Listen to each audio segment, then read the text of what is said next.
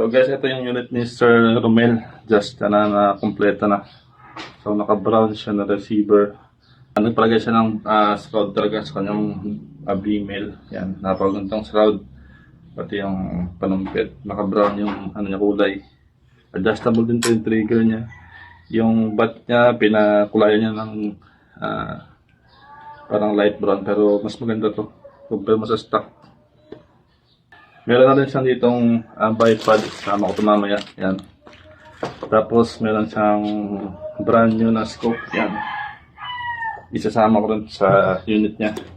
So for testing na rin to. Ito yung scope. Yan. Ano pa. Propel. Tapos ito naman yung isang ni Sir. Sumalo sa isang unit ni Sir Vital.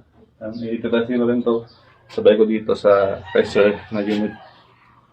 Sa napaka-poging budget mill na brown. Naka-shroud. Yan, sakto lang. Lagyan natin ng pellet konti. Doon tayo sa pusher.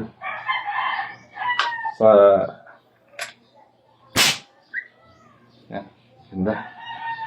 Solid.